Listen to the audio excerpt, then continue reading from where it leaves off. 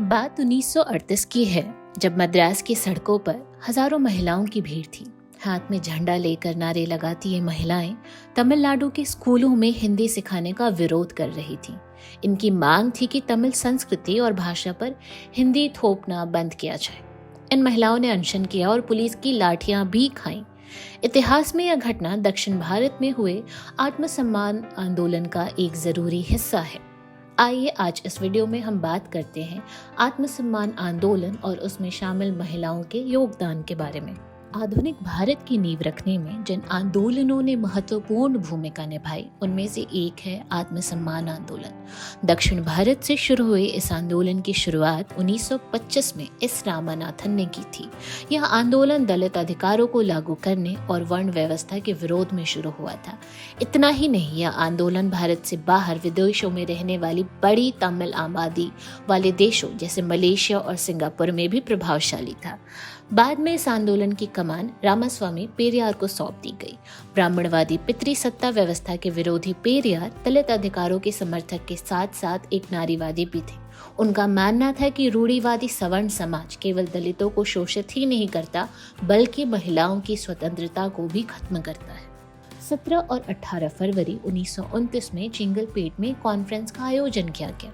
सम्मेलन में लिए गए प्रमुख प्रस्ताव में महिलाओं को पुरुषों के समान संपत्ति और विरासत में समान अधिकार, शादी के लिए 16 साल उम्र का निर्धारण, बाल विवाह पर रोक, किसी भी पक्ष की इच्छा पर शादी को खत्म करने की अनुमति, दोबारा शादी करने से प्रतिबंध को खत्म कर देना और महिलाओं को किसी भी पेशे को चुनने की आज़ादी जैसी बातें शामिल थी। आत्मसम्मान आंदोलन में अलग अलग जाति पेशे की कई महिलाओं ने प्रमुखता से काम किया।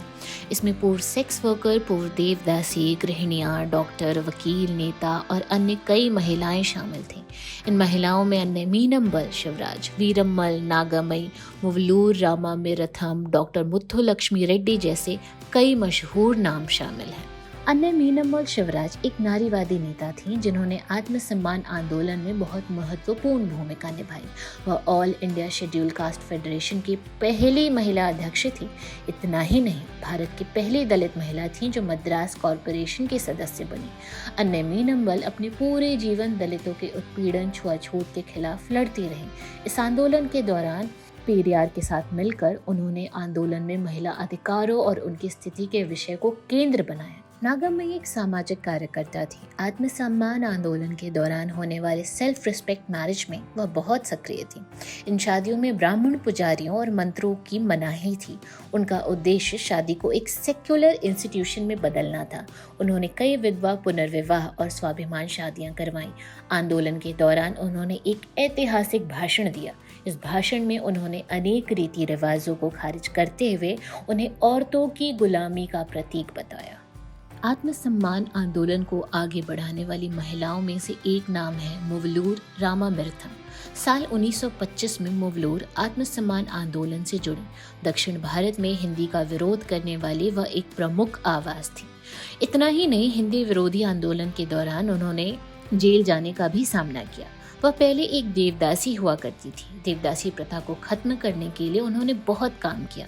वह एक लेखिका भी थी। वह अपने लेखों और भाषणों में देवदासी प्रथा का कड़ा विरोध किया करती थी। मुथुलक्ष्मी रेड्डी एक डॉक्टर और सामाजिक कार्यकर्ता थी। 1926 में वह मद्रास लेजिस्लेटिव काउंसिल में नामित हुई। साल 1930 में उन्होंने मद्रास लेजिस्लेटिव काउंसिल में हिंदू मंदिरों में महिलाओं के समर्पण को रोकने के लिए एक बिल पेश किया। यही बिल बाद में देवदासी उन्मूलन एक्ट बना था। हालांकि इस बिल को एक्ट बनने में 15 साल लगे।